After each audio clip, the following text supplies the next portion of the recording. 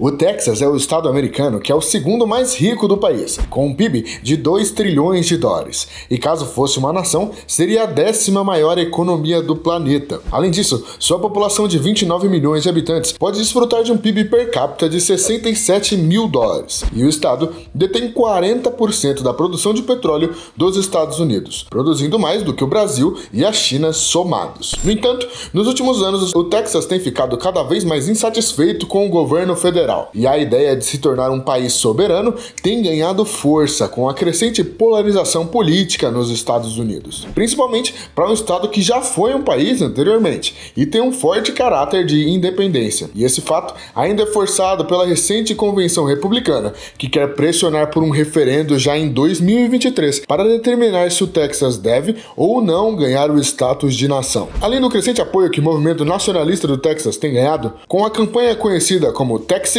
nesse vídeo vamos entender por que o Texas quer se separar dos Estados Unidos. Para entender a história do Texas, atualmente precisamos primeiro olhar para o contexto histórico do estado, que após conquistar a sua independência do México em 1836, formaram uma república. O país estava em uma situação complicada, pois havia construído uma dívida grande para fomentar a guerra, e sua economia era baseada majoritariamente na agricultura e pecuária, com baixo nível de desenvolvimento industrial. Além disso, existia um grande temor de que o México invadisse novamente e tentasse assumir o controle do Texas. E com isso, quase imediatamente, o país procurou se juntar aos Estados Unidos, que viram na ocasião uma oportunidade de expandir seu território ainda mais. Dessa forma, o Texas foi anexado em 1845, 9 anos depois de declarar sua independência.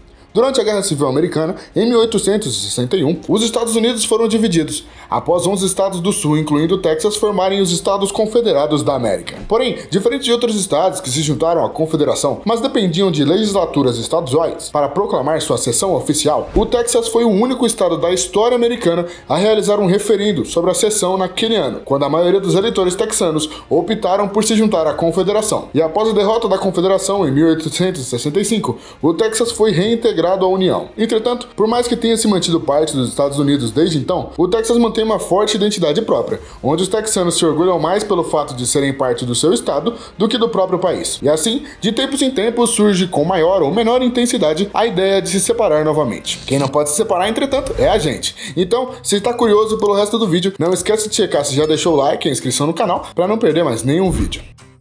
Recentemente, houve uma mudança no apoio organizado para separar o Texas dos Estados Unidos em 2021. O senador Ted Cruz declarou que o Texas deve se separar, caso as coisas fiquem sem esperança para os Estados Unidos da América. Além de mencionar que o Texas é uma força incrível, impedindo a América de cair do penhasco e mantém os valores que ajudaram a construir o país lá no passado. Em junho de 2022, a Convenção Republicana do Estado do Texas adotou uma plataforma para pressionar o Legislativo a realizar um referendo perante ao povo texano, que visa determinar se o estado deve ou não reafirmar seu status de nação independente. Dessa forma, o movimento nacionalista do Texas criou sua campanha conhecida como Texit, fazendo alusão à saída do Reino Unido da União Europeia, que ficou conhecida como Brexit. E esse movimento já tem mais de 426 mil apoiadores ativos e tem buscado a realização de um referendo para a secessão do Texas nos Estados Unidos, citando que é fundamental garantir e proteger a independência política, cultural e econômica da nação do Texas, além de restaurar e proteger uma república constitucional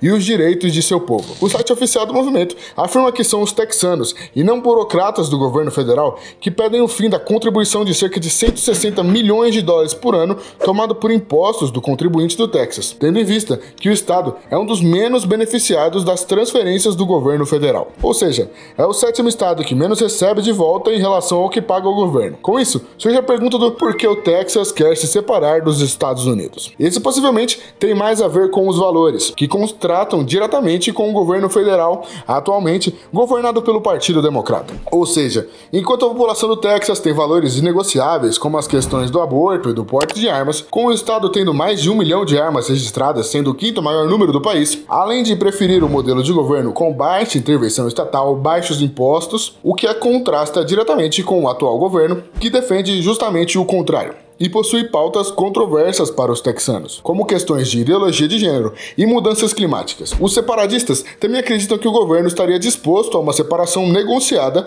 e não responderá militarmente, pois, segundo eles, a população americana não apoiaria uma intervenção militar no Texas e os militares iriam se recusar a tomar essa medida. Além de que, isso prejudicaria a economia americana gravemente. É importante citar, no entanto, que o Texas não pode deixar os Estados Unidos legalmente, já que em 1869 a Suprema Corte julgou um caso que declarou a seção de 1861 ilegal. E, portanto, mesmo durante a Guerra Civil, o Texas continuou a ser um estado americano. Além do mais, a Corte definiu que nenhum estado poderia se separar unilateralmente da União. Vale mencionar os motivos que fazem os texanos acreditarem que podem sobreviver sem os Estados Unidos. O primeiro é que, se considerarmos todos os impostos federais e estaduais, os texanos pagam cerca de 336 bilhões de dólares por ano, enquanto, somando todos os gastos públicos, eles ficam em torno de 228 milhões de dólares, o que indica que esse nível de receita do governo tornaria o Texas um dos 12 países com a maior receita governamental, sendo possível o Texas manter um governo saudável